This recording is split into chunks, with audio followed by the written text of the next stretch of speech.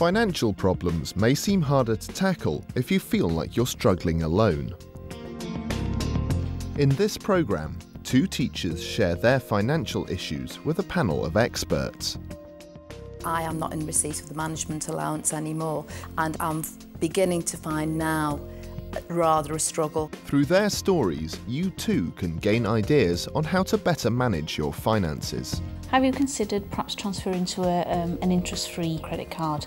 You can get sort of perhaps 12 to 18 months interest-free. On the panel are Julian Stanley, Chief Executive of the Teacher Support Network, Sharon Gilbert, a financial advisor to the teaching profession, and Robert Latham, a senior counsellor working for TeacherLine.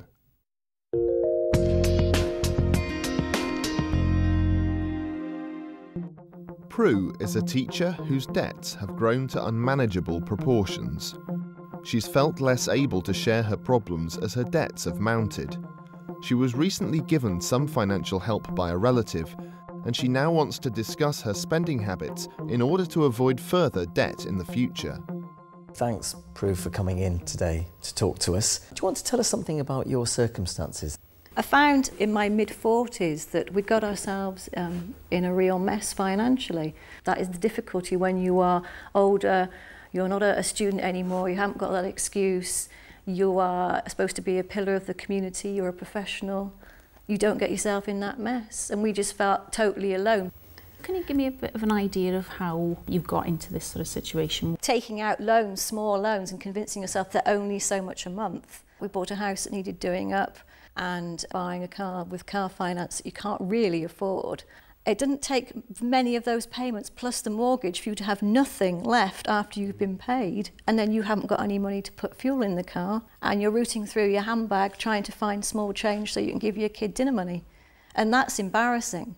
So how long sort of has this situation been going? I would say that it's been getting worse over about 3 years.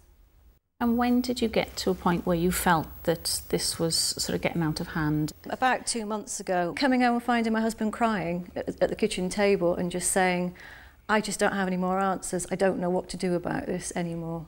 In the end, a relative actually lent us some money so that we could pay off some of the debt. And that is the situation today.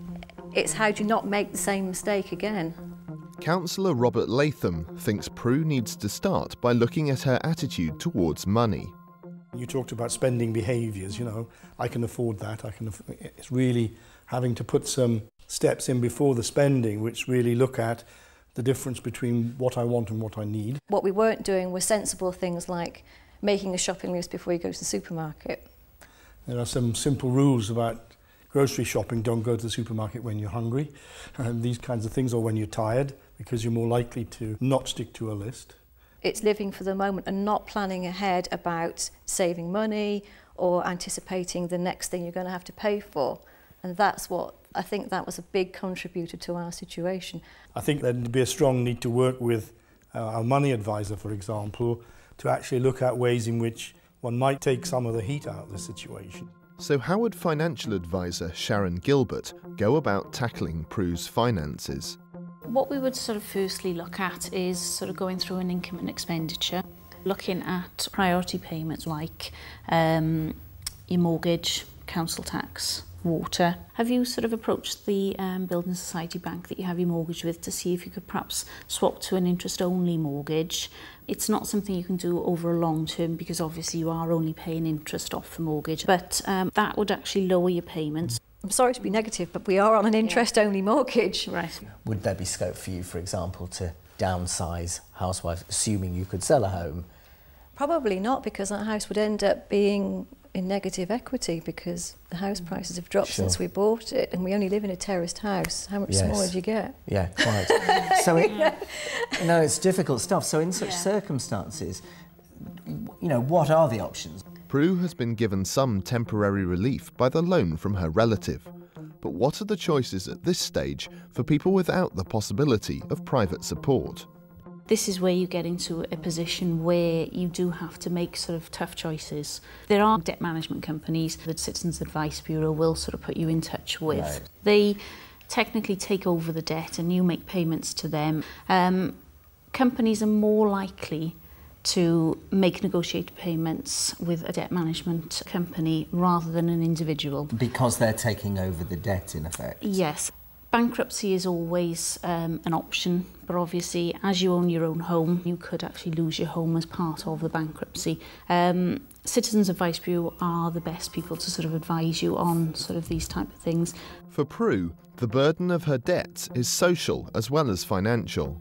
Owning up to having money problems is something that a lot of teachers, you just don't feel safe about saying that, because if the word gets out that you're in trouble, you're not considered to be a professional, upstanding member of the staff. It's an issue that many people in professional occupations, if you like, are facing more and more, and in some ways perhaps are less able to deal with it because they haven't had to in the past. And I think it's worth pointing out for you emotionally to be able to say to you that you're not alone, because actually I would say at Teacher Support Network what we found through the credit crunch and the recession kicking in is that the requests are much greater for support, for financial assistance and for money advice in particular.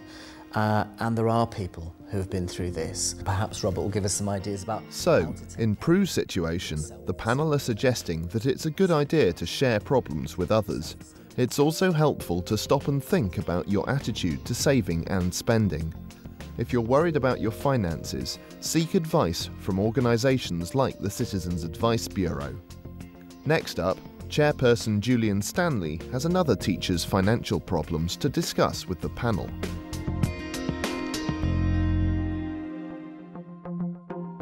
Kirsten from Sheffield has been in touch. Kirsten's 31, has been a qualified teacher for 3 years. She's a single parent with a 14-year-old son. Kirsten has very little debt, but no savings. However, she has recently missed 2 mortgage payments, and she's very concerned about this and about covering everyday expenses for her and her son. Sharon. In this sort of circumstance, we would look to do a benefits check for Kirsten. She's a single parent with a child and therefore would be eligible for some sort of child tax credits. So it would be looking at sort of if she's maximising her income through sort of any eligible benefits.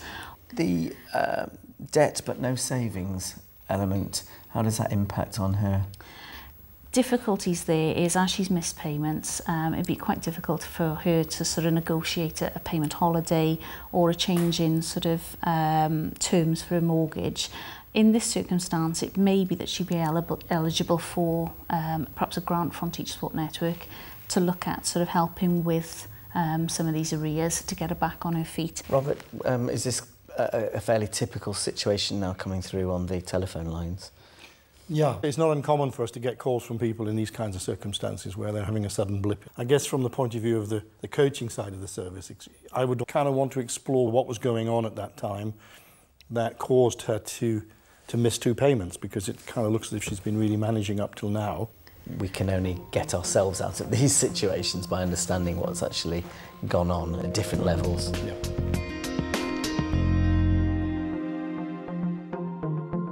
In the recent transition from management allowances to teaching and learning responsibility payments, primary teacher Rita has lost out financially.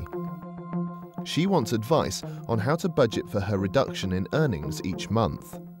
Rita, just for the sort of uninitiated like myself, could you tell us a bit more about how this transition process worked? The actual ending of the management points, it was a whole nationwide agreement. Okay. When I was told by word of mouth that I would be losing the management allowance, I did immediately begin looking around for other jobs. But given that a lot of other teachers were in the same position as myself, and there were less TLR allowances than there were management, so it was very, very much, you know, just a few jobs with a lot of people chasing them. These changes are really part of the broader workforce agreement that went through, with some unions agreeing to it, some not. But nonetheless, the impact for you is you've got less money in your pocket. Yeah. Since January, I've been £200 a month down on my money, which I'm beginning to find now rather a struggle. Financial advisor Sharon Gilbert wants to know how Rita has been managing her reduction in income. So what sort of steps have you sort of looked at to be able to try and sort of manage your money sort of a bit easier now? Right, well, what I've done, very basic things like cutting my Sky television package. I've cut down on things like clothes shopping, food shopping. I've cut down on that. What sort of debt you've got at the moment? Sort of, have you got credit cards and what sort of? Yeah, I've actually got a credit card and a store card. And what I've done to economise, I've actually shredded both of them. Have you considered perhaps transferring to an interest-free credit card? You can sort of do a balance transfer. Most credit card companies offer this now, and you can get sort of perhaps 12 to 18 months interest-free on the balance transfer. I'll definitely look into that. That's a really good idea. Other things are sort of like looking at utilities providers, and again shopping around trying to find best deals for things like that. Again, it may only be a small saving, but if you do that on your electric, your gas, your water, telephone bills, things like that, it all adds up. Councillor Robert Latham wants to know how the reduction in earnings is affecting Rita socially. Rita, you talked a bit about the financial implications of these changes, but how has this impacted on you and your family and the way you see your world at the moment? I've still got my children back at home with me, and obviously I'm a little bit more stressed out at home. And can you tell me a bit about your children? My daughter's 29, she moved back home last year. My son, who is 28, he moved back home about 3 years ago. Do they contribute something? They do contribute something, yes. But my daughter's at the moment, she's working on quite a low-paid office job, and my son's quite low-paid income as well. So really, they can't put any more than they already are towards the upkeep. Have they explored the possibility of any kind of benefits? Rita's children might be eligible for benefits that could contribute towards the household. They may be eligible for sort of tax credits, depending on sort of what sort of income bracket they're earning, but that would sort of be a top-up in addition to their wages. I think with them still living at home, though, we've not really kind of gone down that road. Depending on their salary, they may be able to sort of claim the tax credit. In their own right? In their own right, yes. Yes, because they are sort of not financially dependent and they are over 18. Well, because we've never really explored that avenue, so that's something for me to think about then. Yeah. I mean, one of the things that we do offer teachers is an opportunity to do a benefits check where we can help them look at the possibilities that they may be eligible to apply. We're not in a position to say, yes, you can get this, but we could certainly run through the mechanisms for looking at what opportunities there may be for you to apply. Yeah. So, in Rita's situation, the panel suggests transferring credit card debts to accounts offering 0% interest. They also recommend shopping around for deals from utility providers. Family members with low earnings could look into benefits like working tax credits to supplement their income. The advice given in this programme is aimed at the individuals featured, so do consider seeking your own financial advice if you're faced with similar problems. For more information, contact the Teacher Support Network or visit the Teachers TV website.